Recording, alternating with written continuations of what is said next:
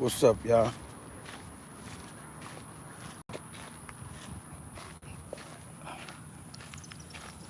On the morning walk.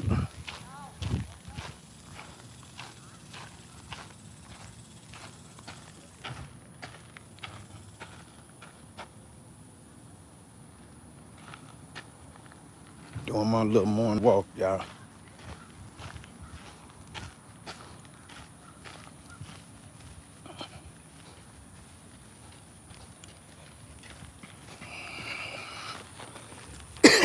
What's happening? This OG Weasel Urban Conversion. If you just now tuning in to my channel, hit that button.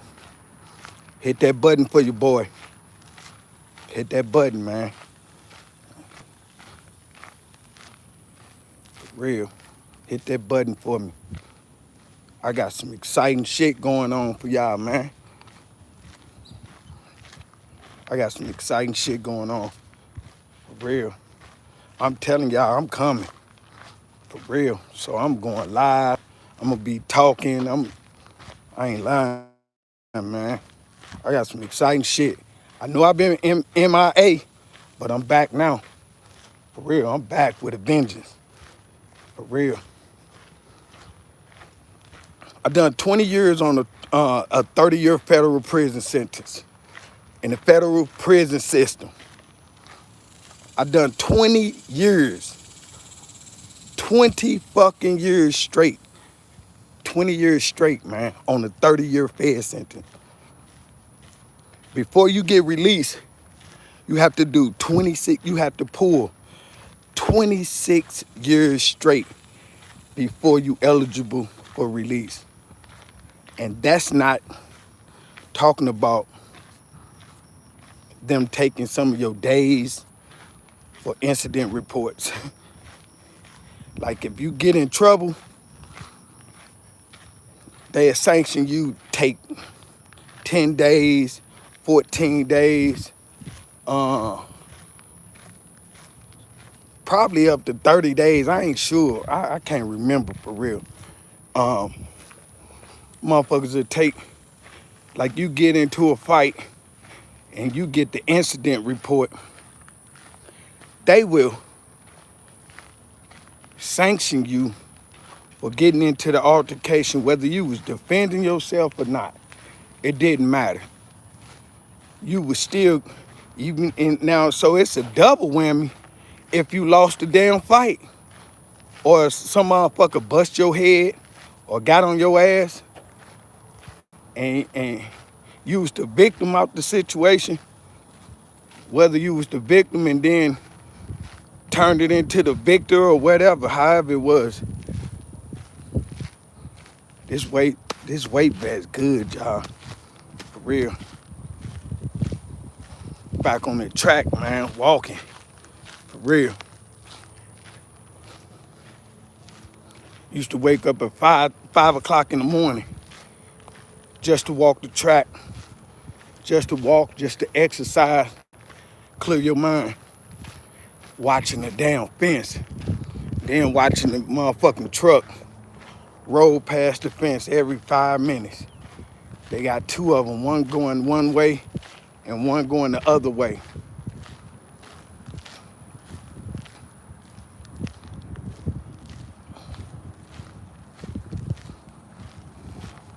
So I just came on here to tell y'all that y'all need to get them subscribe buttons up. Y'all need to hit the subscribe button for me. Man, I got some good shit and I'm on y'all. I'm telling you, I'm on y'all bumper, man. I apologize for the delay, but I'm coming. And I got something to talk about. I got something to tell y'all.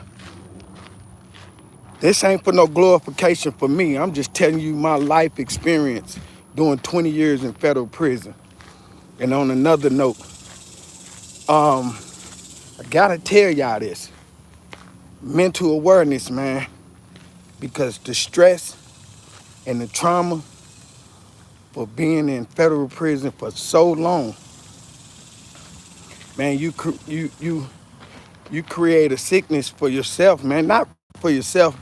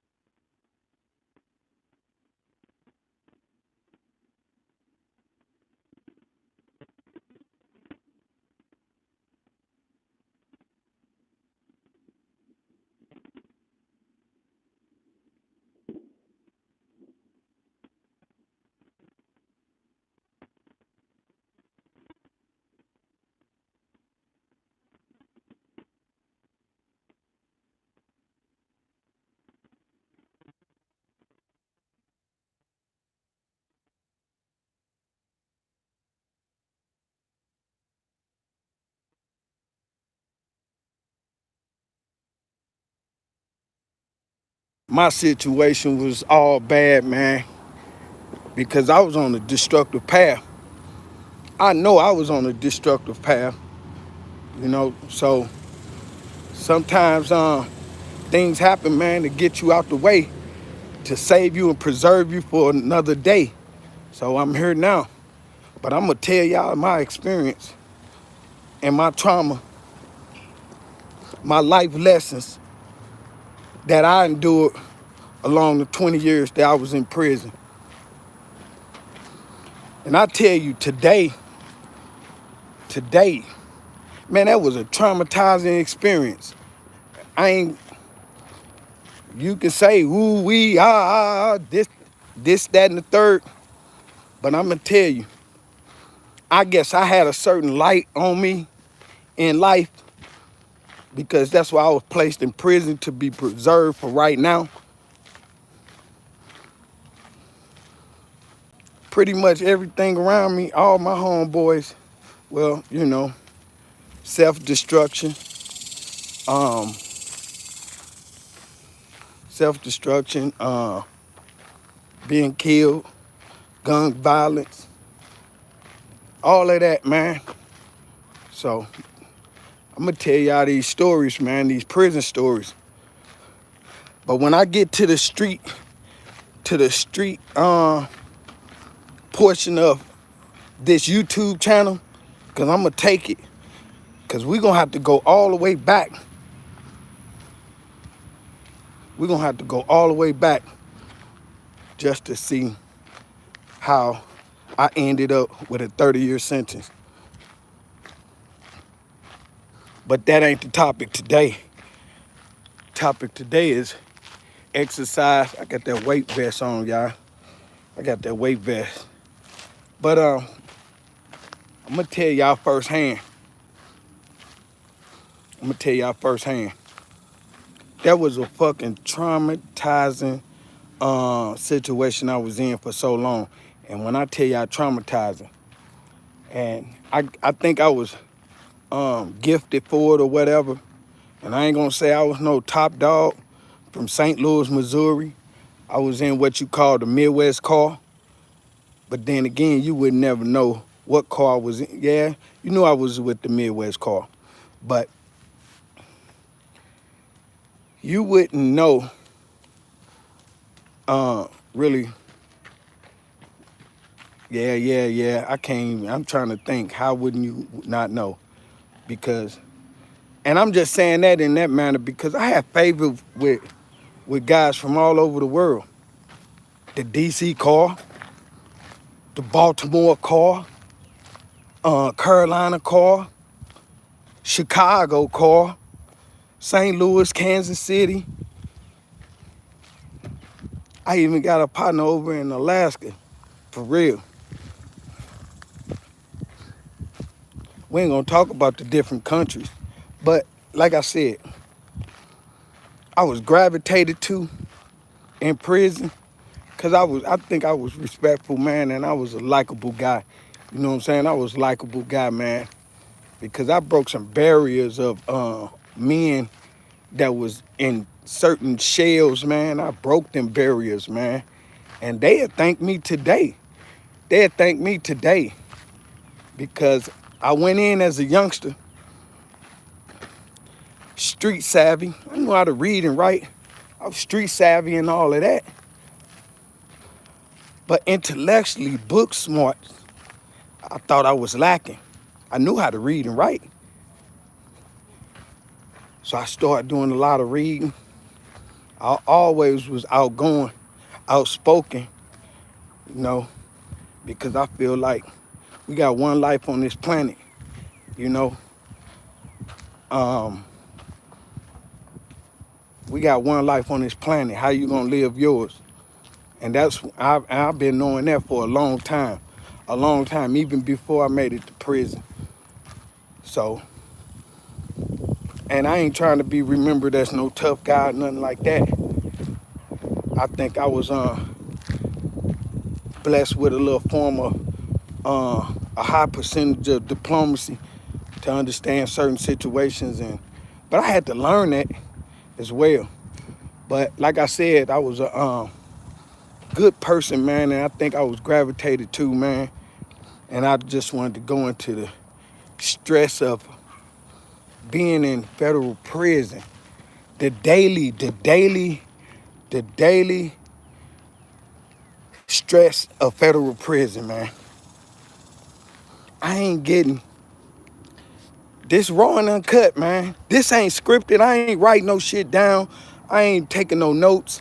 Man, I tap back in to my emotional side, my connection that I had with those situations, man. So, man, if I have to take a deep breath here and there, man, y'all have to know, man, that shit is breathtaking. So, and I was, and the reason for this video today, this morning, while I walked the track was, how in the world, I know I was a good dude, and I got a lot of things done on the streets with men from all parts of my city. You know what I'm saying? I would be able to bring 4 or 5 guys together, but all of them don't know each other, but everybody know me. I bring all of these guys together, you know what I'm saying? And whatever situation we in, they will be connected to me, and we will get the job done or whatever we was on, and whatever we came up with, and everybody trusted each other, and that was my gift early on. You know, my play mama used to always say, my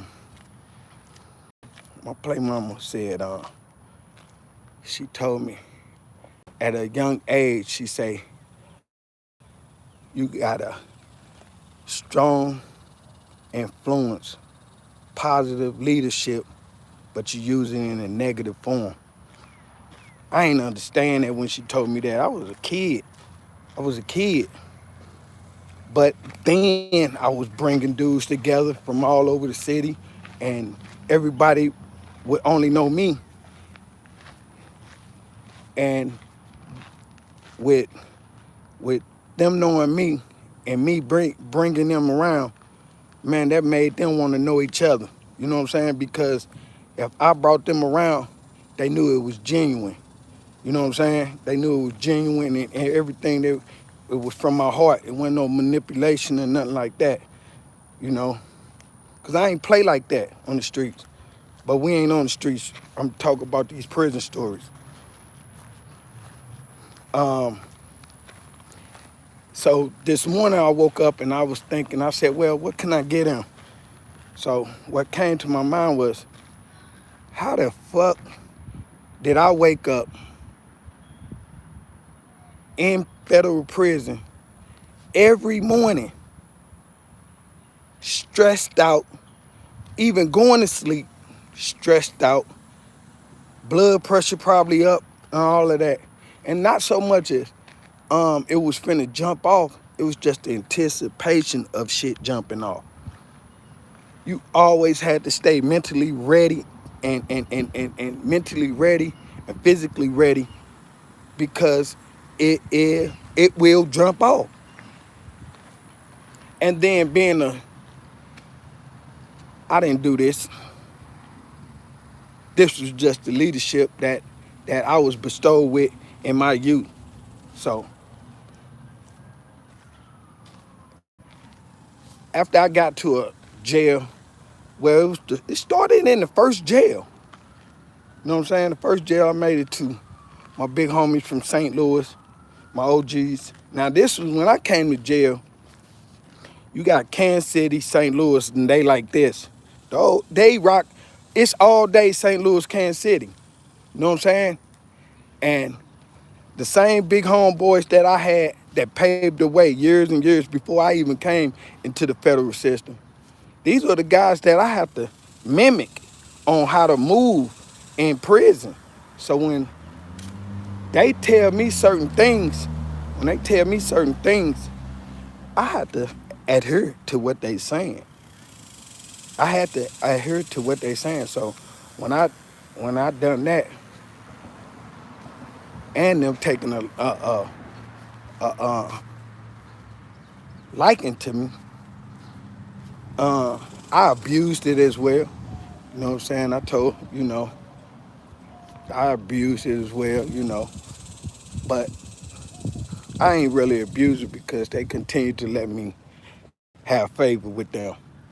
So I was the go-to guy at all at a lot of the jails. You know what I'm saying? I was the go-to guy. When people get off the bus, they bring them to me.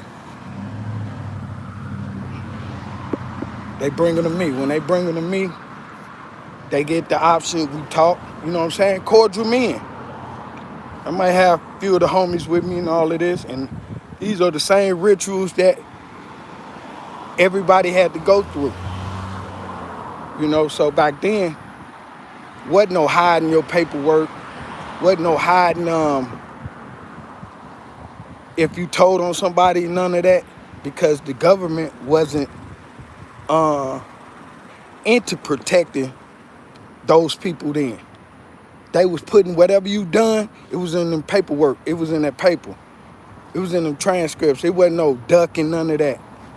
I think my generation of guys that when we came in, the group, when we left the streets, you know what I'm saying? And I ain't just talking about St. Louis. And I'm talking about the group that left the streets with me. I was 25 years old, so I was in a young group that had a sense of balance from having a few dollars on the streets, doing what you want to do. Those in the streets, getting money and all of that. Those group that at that time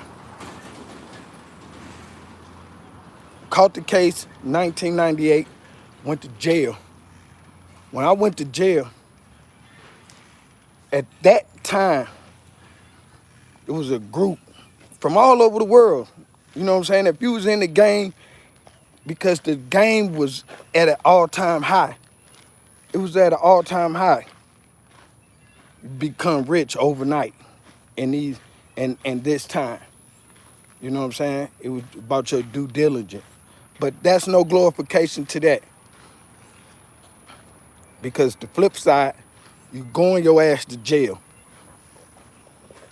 Because the times is not nothing close to the time of my reign of being free on the streets and being in the streets. So I don't glorify none of this. So like I said, man, having favor in prison, man, it put a strain on me, man, and I'm just being honest to tell you that, man, I know I got PTSD. You know what I'm saying? And it's still high, man. It's still high. You know, And being honest, man, I love this gray hair. I love this gray hair, man, because, man, these youngsters out here ain't playing, man. And I, with the gray hair, get a little favor, but I keep respect with me in front of me, so I don't have them little close encounters or nothing like that, man. Positive. But anyway, tell you this. Every day, man, before I went to sleep, every night before I went to sleep, it's like, damn, man. Even my homeboys that's been in different cells, you be in different cells and shit, right? And they might be in there with somebody else from another state. You know what I'm saying? I'm not gonna say no state, no particular state, because it's, or you might be in there with a foreigner. You know what I'm saying? Somebody from out the country or somebody. It don't matter.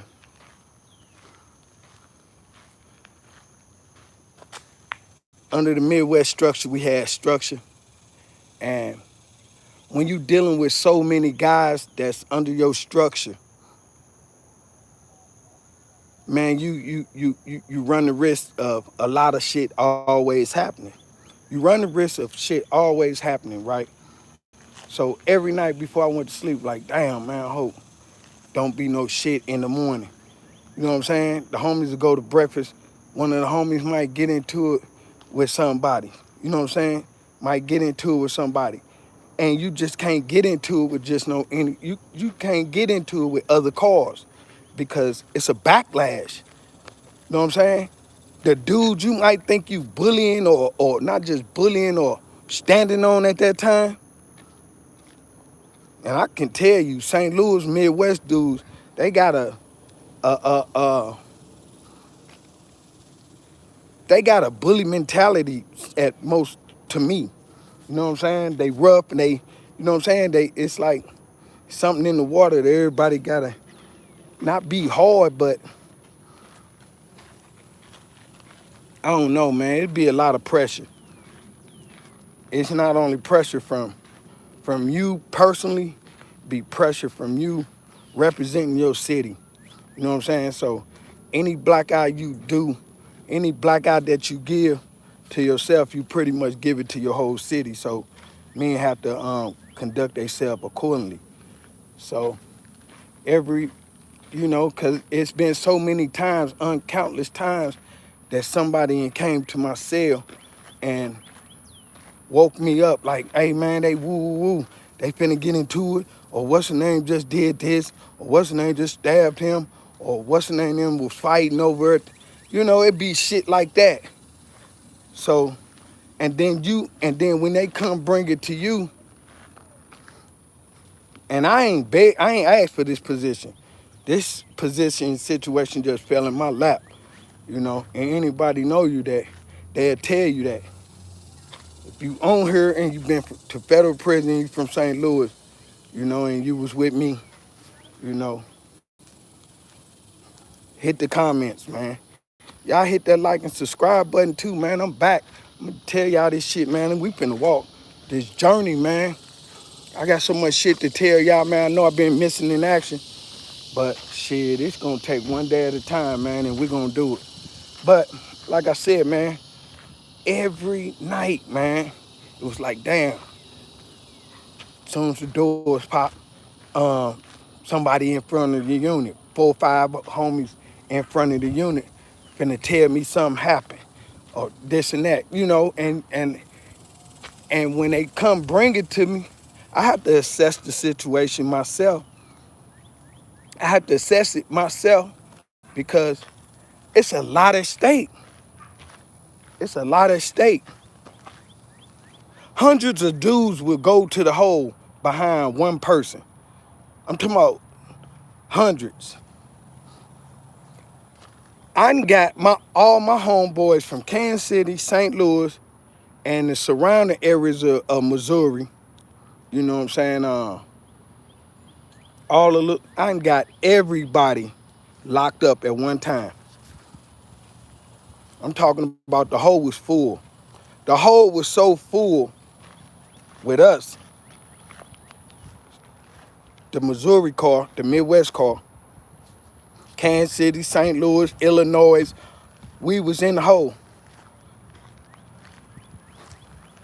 They got a couple of our older guys, but they kind of let them go, kind of, once they assessed the situation.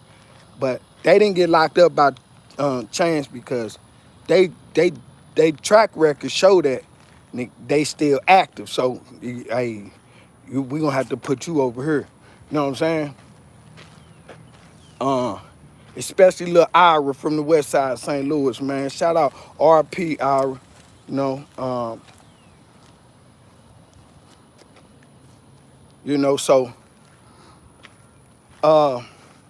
so after they assessed the situation and the little other couple older homies that's been seasoned, that's been in the joint a while, that got some years in, and they let them out. But all the youngsters, not, I ain't gonna say the youngsters because it was a few older guys, that was a few years older than us that was still in there, that was in the hole, that I got locked up for a fight. And I had so much, and this ain't no cap, I had so much juice. Right? And I ain't saying the juice in no favor because this ain't no good feeling. Being in this situation, man, you're a target. You know what I'm saying? People know that if you the voice of something, man, you gonna be a target. So if anything happen and they know we pushing the line, man, they getting you off the line.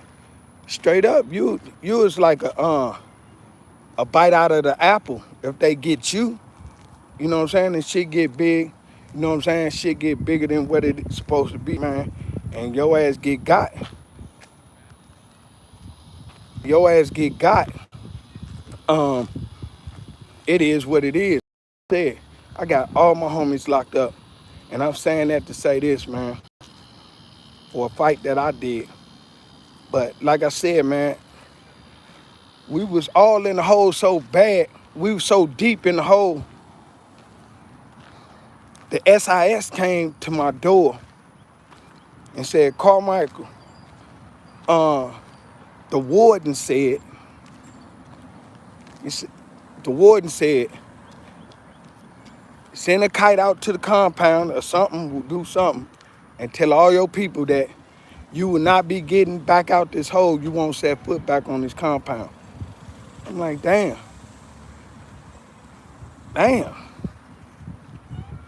Mind you, I've been here about 4 or 5 years at the time. So I'm like, damn. I'm like, fuck it.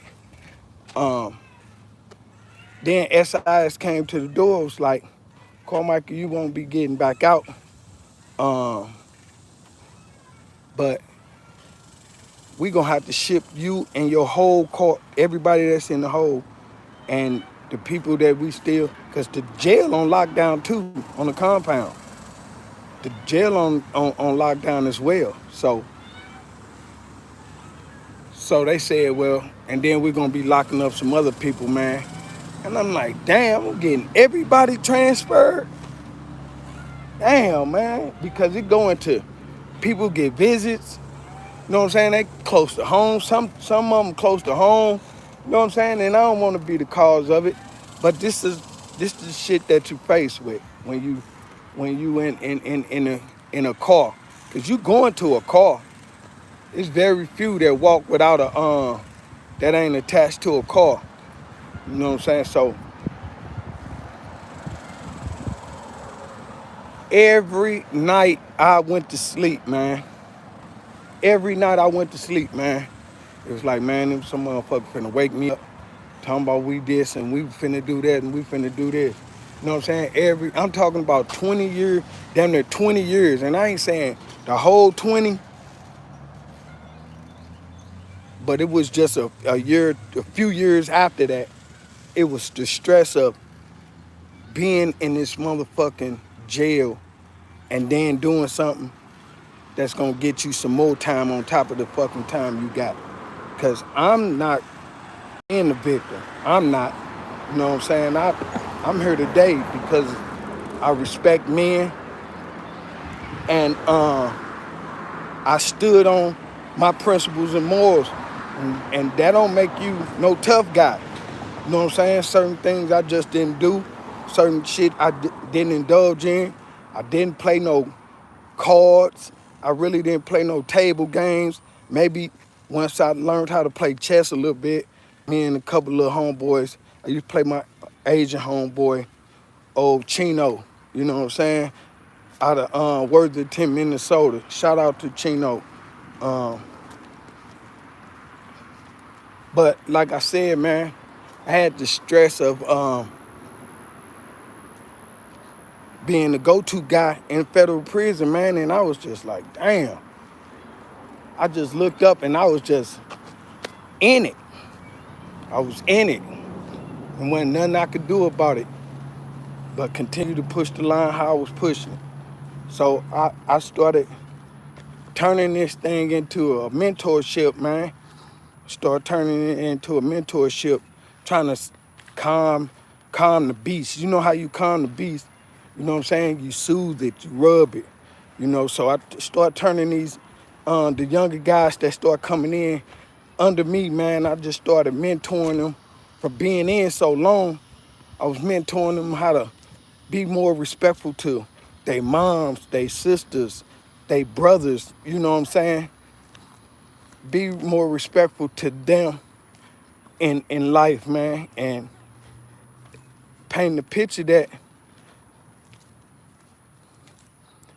everything fast ain't good. You know what I'm saying? So just cherishing life, man, because we walk the fucking track every morning, every night, every evening. We walk this track, man, and make me feel like I'm back in prison, walking this track. I used to walk with my head down, walking the track, man. I didn't ever want to look up because it wasn't nothing to see. Wasn't nothing to see. Why would I look up? Wasn't nothing to see. I was blind, for real. But I was sharp, man. I was paying attention, man, and I soaked up game too, for real. I'm just glad I got the courage to even get on this social media and just tell y'all these stories, man. I wasn't nobody, I wasn't no tough guy, but this real shit. This real shit. I'm gonna talk about the emotional process, the mental process that I had to survive in that. To survive in that. And I encourage y'all, man. That wasn't no joke, man. To live like that, man, I felt non-existent. Felt non-existent. I felt non-existent, but like I said, man, the stress, I had stress on me every day, all day, every day.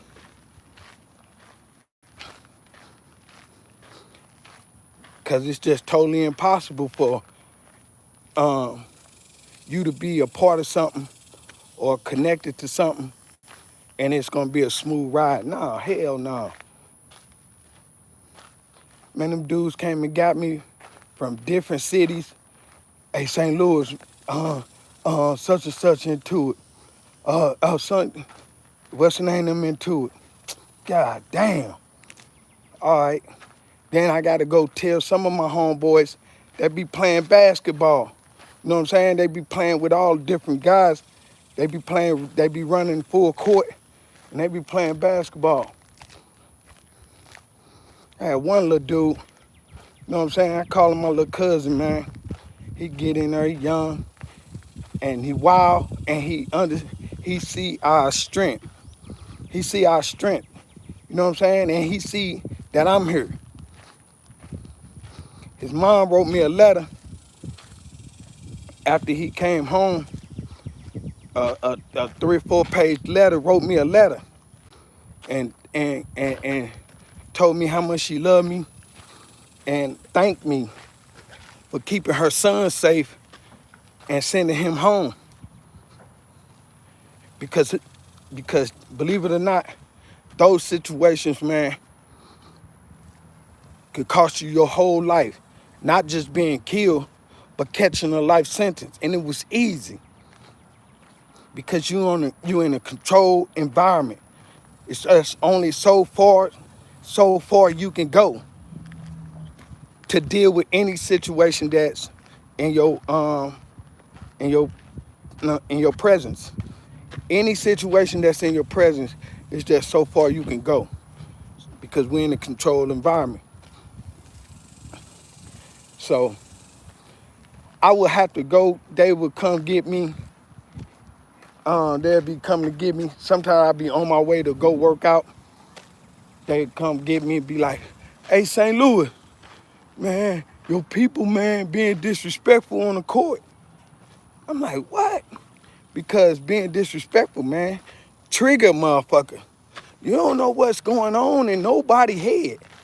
You do not know what's going on in nobody's head. So you can't play with this disrespectful shit. Today might be the day. He'll stab you, stab your homeboys, stab his homeboys. You know what I'm saying? That mental treatment that people had to face in federal prison, man, shit real. They hanging themselves in the gym, man. They call recall.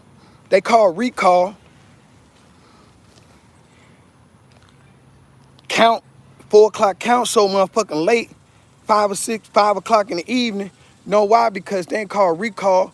Dude and hid up under the bleachers and hung himself. You know what I'm saying? He hung himself from the basketball goal.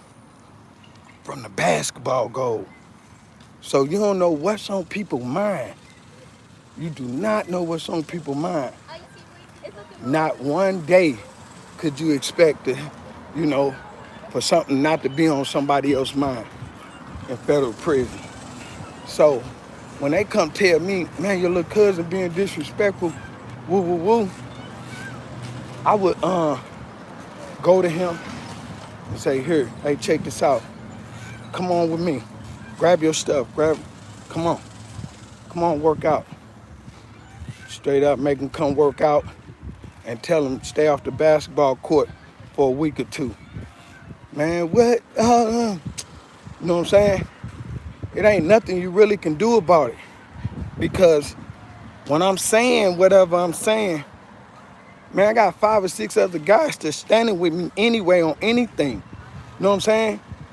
Because these ain't my rules. I just understand the fundamentals of this balance that we have and respect that we have to push to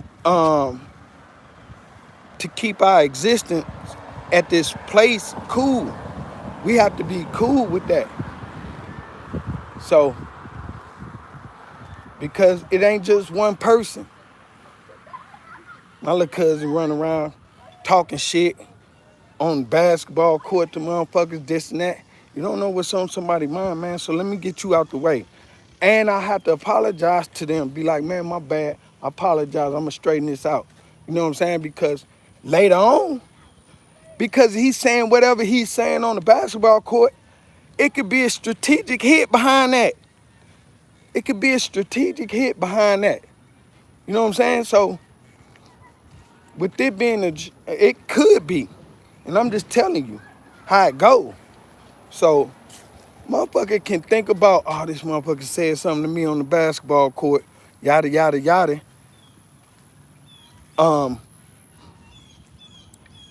Tell his celly what happened or whatever. His celly gas him up. Soon as the doors pop, he got a big ass knife in his hand. Chasing anybody from St. Louis just to get the lick back. That's how they think. Not just so much as do it to St. Louis, but in any car. For real. So, like I said, man, I don't really deal with people right now. I don't have no close, well, I got close friends, but, you know, I don't be with nobody. I don't be with nobody, man, because I was secluded and confined to being around so many uh, people. Because I can't say all of them was men, you know what I'm saying? Because, man, it was a madness in there. Man, I need y'all to hit the comments, man. I need y'all to hit the comments, man, and we gonna do this ourselves, man. Any city y'all want to know about, from my perspective, this just from my perspective, man. Now somebody else can get a channel and you know, we can really check it out and see what it do. But I ain't doing no research about no prison shit that I ain't been to or I ain't heard about. If I ain't heard about it firsthand, I'm not doing no investigation because I done heard, you know, the men that help acclimate me to the federal system to be respectful and well-balanced guy to be able to use diplomacy. Um, those were the guys were when bodies was really dropping in prisons, when the bodies was dropping in, dudes was going to court, and you ain't had nothing but your comrades to get on the stand and vouch for you. These are the caliber of men that I took great wisdom from to survive in federal prison. So shout out to y'all. Shout out to Kansas City. My OGs out of Kansas City as well. You know, so, and not just having wisdom, you know, it was other men around just them, you know, and everybody respected the position, man. If it was a hit had to go down, it went through me. If something had to be done, I got the order. I ran it past a couple of my homeboys. And I'm gonna tell y'all about them one day. Y'all hit the comments if y'all wanna know about my OGs that really helped me balance this diplomacy thing out, man, and having structure, man. Hit the comments below. Hit that like and subscribe button, man. Damn, y'all already know what it's doing. But I just wanted to get on here and tell y'all, man, every day, man, it was a struggle, man. I mean, it wasn't no sleep, man. Even when the big ass doors locked and that big ass key clink, and you know that motherfucker locked, you know what I'm saying? All your issues, everything you had to, if you had any issues, you had to figure it out in a matter of hours.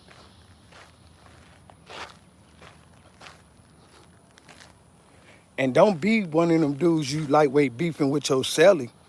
Oh man, that's another story. You know what I'm saying? That's another story within itself. Don't be in there beefing with your celly. You know what I'm saying? Then it's really no sleep because, like I said, when the door's shut, any issues you had outside the door or inside the door, you gotta face them. You gotta face them. Man, this OG Weasel Urban Conversion, man, I got a book series dropping.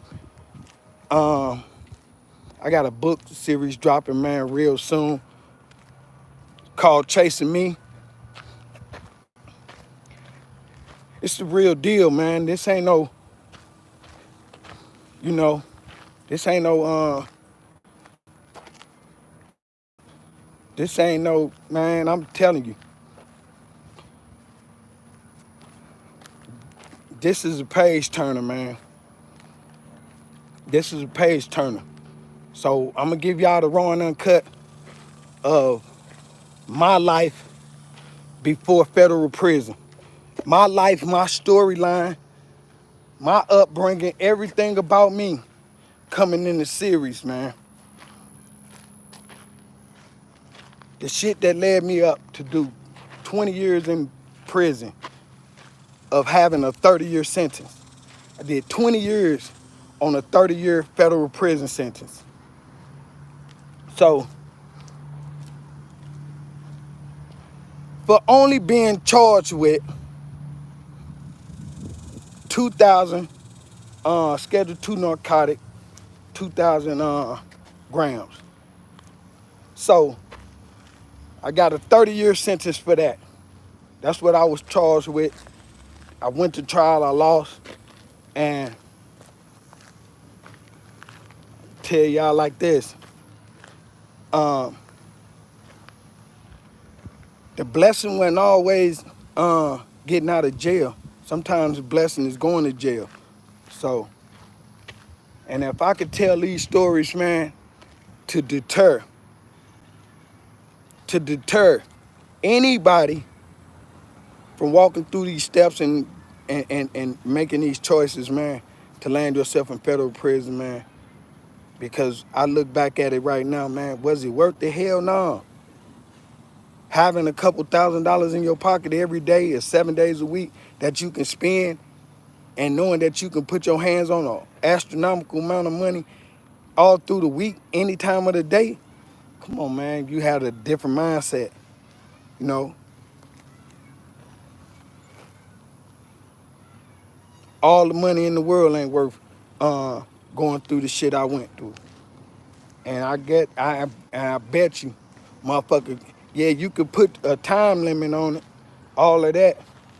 Now, had I only got 10 years, oh, man, even with 10 years, man, I tell y'all this, and I'm just talking, even with just 10 years, man, I knew I would have came back because by then, I had learned the language.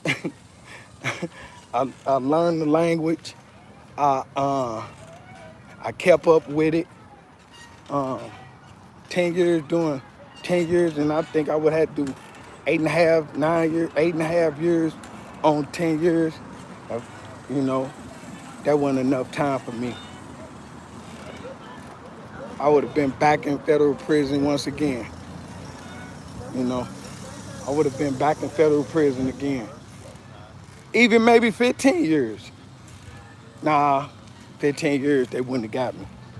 Because at the 15th, you know what I'm saying? That's what they offered me to plead guilty to.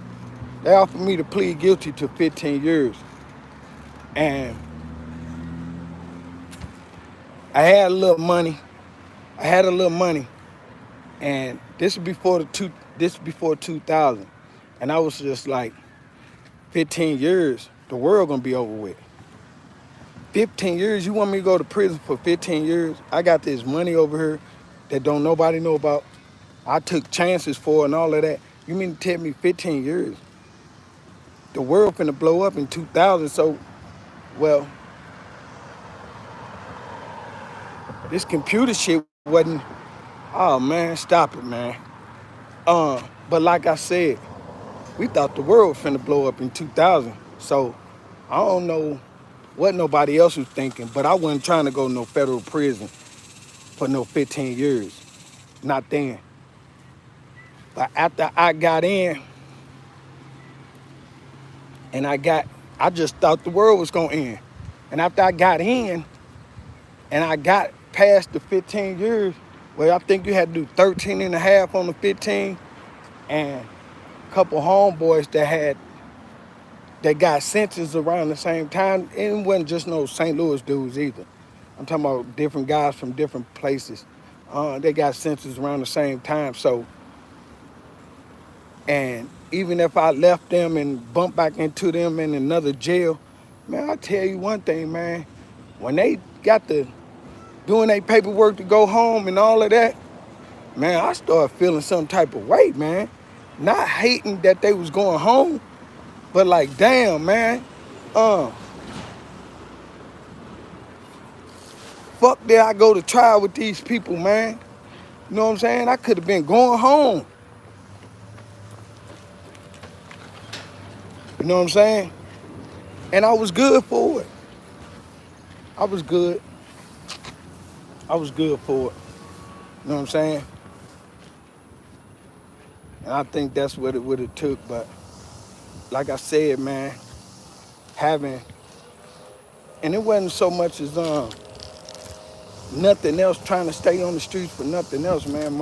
I just didn't want to leave my money. I didn't want to leave my money and how I was living, I didn't want to leave it. So, and then they talking about 15 years, I'm like, shit. But after so many years, I just had to start realizing that it was a blessing in this. It was a blessing in it, man, because believe it or not, even after 20 years, man, guys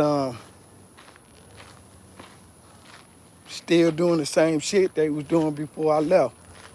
A few of them. So it ain't like, you say you missed something. Yeah, you missed that time, you know, missed that time. Missed that time, man. So, and then had to come home after all of that, man, and acclimate yourself back into a functional, a family function. You know what I'm saying? And close quarters. You know what I'm saying? So I'm gonna tell you one thing, man. I'm gonna be coming on here and telling y'all giving y'all my little life spiel about the federal prison, man. And I hope that this shit deter anybody from going that path and doing anything to put themselves in that situation, man. This OG Weasel Urban Conversion, man. And if you seen this and you did young guys, man, them young guys that's on the streets, y'all sons, y'all nephews, you know what I'm saying, y'all cousins, man, send them my channel, man. Send them my channel. Man, check OG out, man. And they hit me up in the comments and asked me to tell them anything. And this ain't no glorification on nothing. I don't want no accolades. I don't want no accolades. I'm a finesse two-time this thing. I'm gonna get mine on the back end. You know what I'm saying? But my back end, man, is really just to give back, man. And try to amend some of the shit that I broken. You know what I'm saying? Because I was part of the problem at one time too. So it is what it is, man. And if, yeah, like I said, man, y'all give y'all uncle, y'all cousins, man, shoot them to my channel. Tell them to hit me up, man. I ain't gonna criticize, I ain't gonna question them, ask me anything. You know what I'm saying? Ask me anything. And I'm gonna tell it to you raw and uncut, man.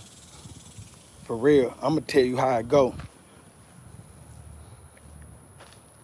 Because I served 20 years of my life in there. 20 years. 20 of my young years. For real. Blew my knees out playing handball so many years.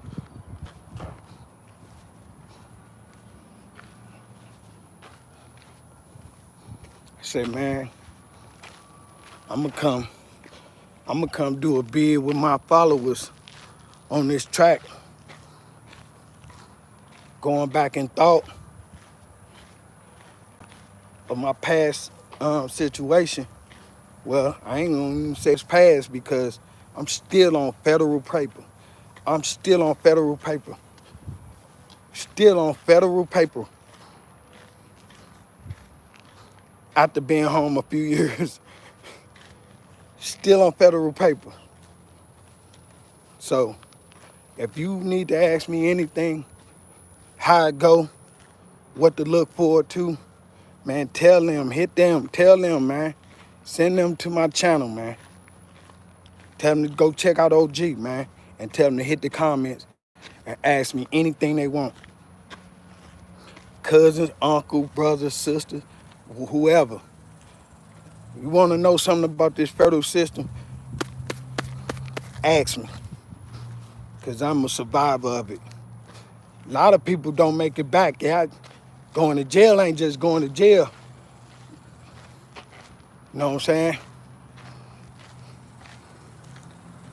It get wild. It's like it get wild at times, like population control. You know what I'm saying? When I say population control, because it's been 1 year, I was in jail at one spot, and it was like 3 motherfuckers died right before they was going home. I'm talking about them pulled a stretch, like 10, 12 years, done a decade or more, and was finna go home and died from one guy, what he do? Ate some fucking crab cakes, but he allergic to the fish. His tonsils swole up. He went out to the handball court and fell dead. His tonsils swole up, couldn't breathe, and fell dead playing handball. Right after he ate that shit and was finna go home that week.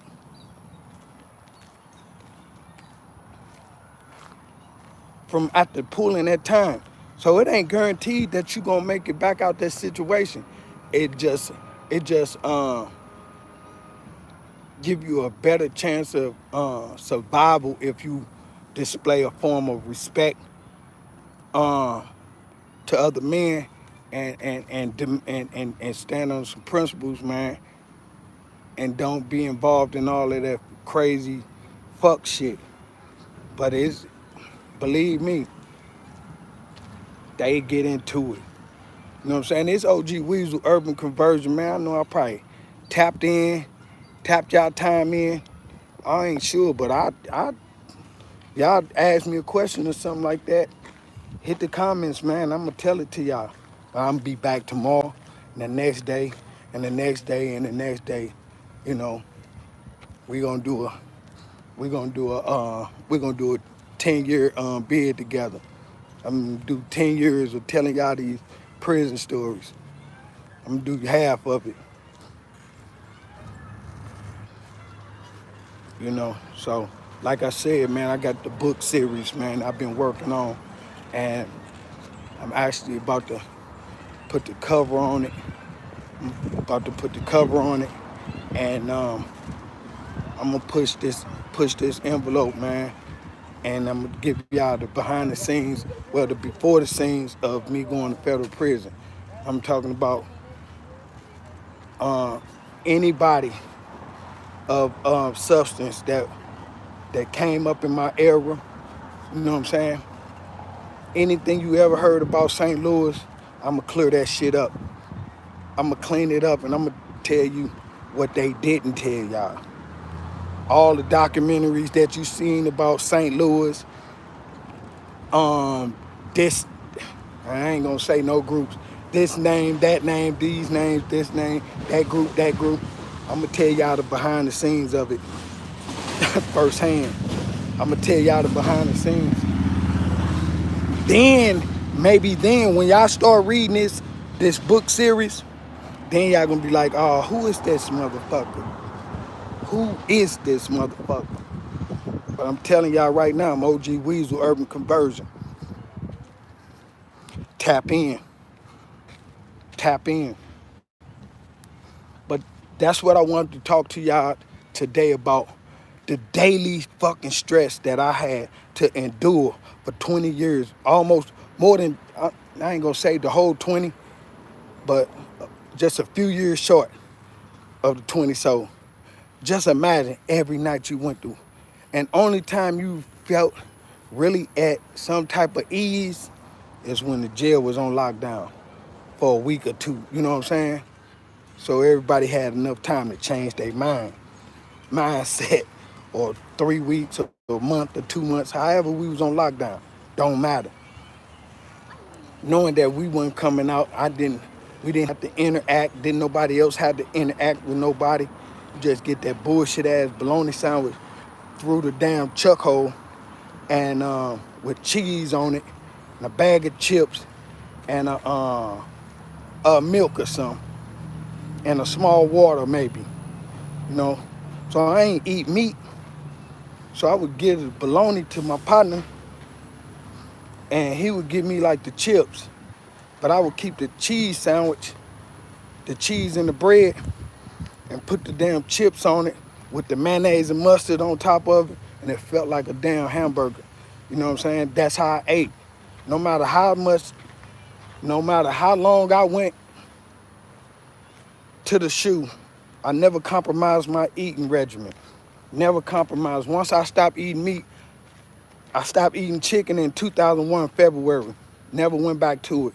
No chicken nuggets, no nothing. Fish, I held on to the fish. Fish and shrimp and shit, seafood. I ate that. You know what I'm saying? So I ate that. I still eat a little fish, but I don't eat no hamburgers, no meat, no nothing. I stopped because one day I had stopped eating pork in like 95 when I went to the state prison. Yeah, I went to state prison in 95, caught the federal case in 1998. You know what I'm saying? But I went to state jail in 95. I didn't come home to 1997 September. So I was out down there just a year or just under a year, man, before I went and caught this 30-year sentence. You know, and yeah, I went to jail in 95, came home in 97 September. Man, I was back in jail. Caught the case in 98 January, went to jail. You know what I'm saying? So went to federal prison, man. They gave me a 30-year sentence. And so it was something else I was gonna tap into y'all with about, but I don't get the comments like, what's up? What's up? Nashville, Tennessee. Nashville. What's up? Think I got a homeboy I know I got some Nashville, Tennessee homies. I think my man Hero, you know what I'm saying? Shout out to Hero, man. Hero home. I don't know what part of Tennessee from. I know it's from, is it Nashville? I ain't sure, but anyway, man, like I said, man, I'ma just be on this mug talking to y'all, man, just telling y'all the highs and the lows of being in federal prison, man, for 20 years. And like I said, man, I got the book series Chasing Me coming soon. Man, I guarantee you it's a page turner, man. I'm gonna put it on ebooks, hardback, paperback, all of that. Y'all gonna be able to get it. You know, y'all gonna be able to get this series, man, and check me out. The life before federal prison. Y'all gonna be able to connect the dots and kind of understand, see what type of guy he was, you know what I'm saying, and how he getting down. And y'all gonna know that it's genuine. It's genuine, man. So, and it ain't gonna, man, I'm telling y'all right now, it's my turn. It's my turn. I perfected. Man, I'm telling y'all right now. Man, I remember being in federal prison for so many years, right? A lot of people that I was close to. I used to write a lot. Write letters and shit. Mental letters. You know what I'm saying? And he got to a point that guys was like, St. Louis, can you write something for my anniversary? St. Louis, can you write something for my birthday, for my wife's birthday, my girlfriend's birthday, this, that, and the third? And I perfected this writing, man, and I used to just write these short stories, man, these short stories, man, and they would come from nowhere. And guys would read these motherfuckers and be like, man, that's a movie. So I guess, um, and I ain't gonna say, I'm just saying I was blessed, man. Because if you really know me and you read this book, you know what I'm saying? Writing wouldn't have been nowhere near in the program. So I'm really just tell y'all, man, uh, I'm gonna be the best writer. I'm gonna be the best writer, man. And I ain't and I'm telling you right now, I believe in my writing. This ain't no just no woo woo woo, no anything. I'm starting off with my book series, man.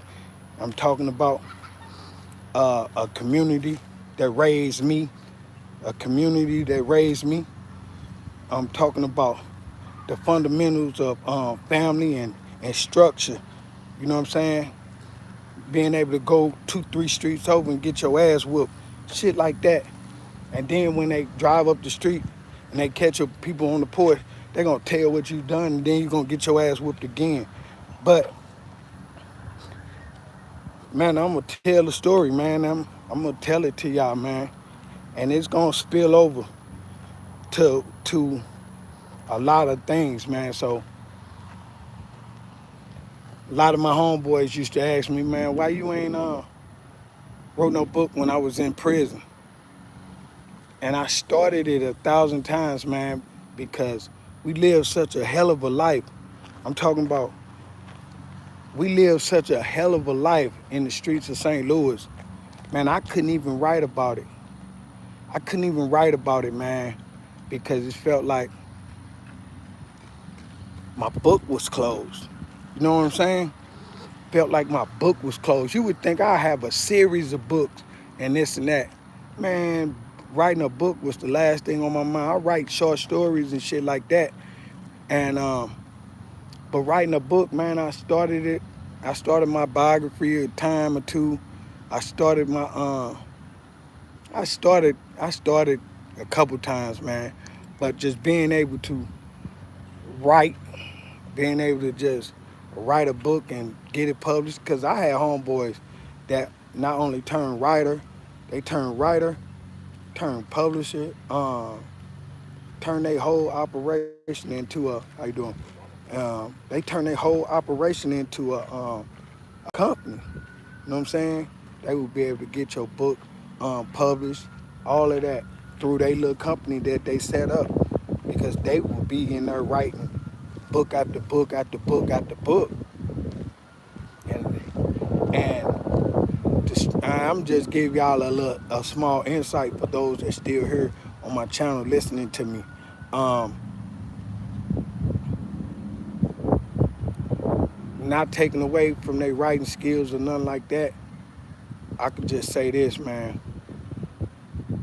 When y'all get the book, man, when y'all get the series, the first part of the series, man, it's gonna be, it's gonna be what it is. And I ain't bragging, man. I'm not bragging because I'm talking about men from all over the world ask me, man, why the fuck you ain't wrote no book? I'm like, shit. So this when I start taking this writing shit, this storytelling shit kind of serious. And it was years ago. We sitting in the TV room, and in the TV room was confined space, maybe 15, 10, 20 guys maybe could sit in there, but you always had to have your paperwork. Just couldn't be no anybody coming to sit in the TV room. And we got these sports fanatic ass dudes, because we ain't had shit to do but chase the sports and give us some type of entertainment if you wasn't gambling. But we was gambling on the sports. Um, and this how I started taking it serious, man. This writing shit and this storytelling thing. Man, doing the commercials, doing the NBA finals, Super Bowl finals, World Cup finals, world boxing, whatever was on, whatever had the institution in the uproar about the TV, or well, even the BET Awards, whatever was on, always be sitting in the TV room, no headphones, just, come in there just to fuck with motherfuckers. Just sit up under motherfuckers and talk shit, laughing, ha ha ha, this and that. Cause I probably ain't had no stamps to gamble with or something. But I'm watching the scores or something, or I got a bet in. Man, a fucking commercial will come on. A commercial will come on, man. And this no lie. Commercial will come on and motherfucker from anywhere, motherfucker from no telling, Memphis or Colorado, New York or something. It didn't matter, California. Some motherfucker body always said, hey, St. Louis, tell us one of them crazy ass stories. Hurry up before the break, before the commercial end. But that happened all the time. Because I would tell stories and motherfuckers be like, nigga, you tripping. You know what I'm saying? Nigga, you tripping. I'd be like, shh. I'd be like, man, y'all just don't know who y'all around for real. But, and that wasn't no glorification, man. I was around some good men, man. I was around some good men. You know what I'm saying? I was around some good men, man. Been around some greats, man. Some heavy people, man. In this generation and the one before. You know what I'm saying? From all over the world, man. And if y'all want to know who I was around or who was around me, and y'all want to hear the real about whatever, about federal prison shit, because I'm keeping this federal prison, man. I'm not talking about, I don't want to, man, Chasing Me, the book series. Man. I'm a diamond in the rough, man. That's why I'm here today, man. For real. I'm a diamond in the rough, man. And I'm in the beginning stages of my greatness, man. And I'm glad y'all here. Man, I'm gonna be sending my people shit, man. For real. I see y'all comments, man. I love y'all, man. This is my cargo van. My cargo van. Got my shit on there, man. I don't be running it right now, but it's my business, man. I'm doing what I can do. I'm taking my time, man. And life is good, man. I'm walking the track. I really wanted to do some push-ups. You know what I'm saying? But I want to hold this phone and tell y'all I love y'all. I appreciate y'all for tapping in with OG Weasel Urban Conversion, man. For real. I said, man, I can go live. I'm going live. My people, man. I'll be back. I might be back later on, man, because y'all my family. I ain't got nobody else to talk to. So, I ain't got nobody else to talk to. Straight up. At all, man. Just did my little walk. Now I'm chilling.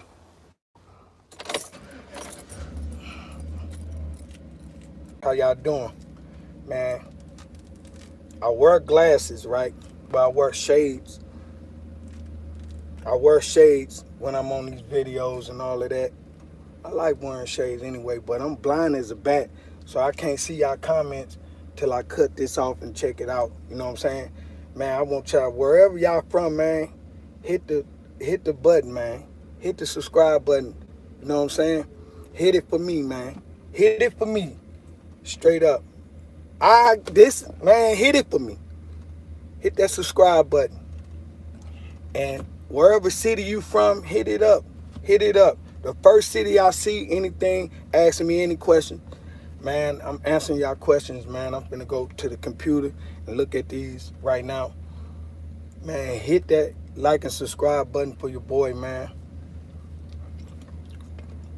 Eat me an orange. Try to get back in shape. Talk to y'all in a minute. One.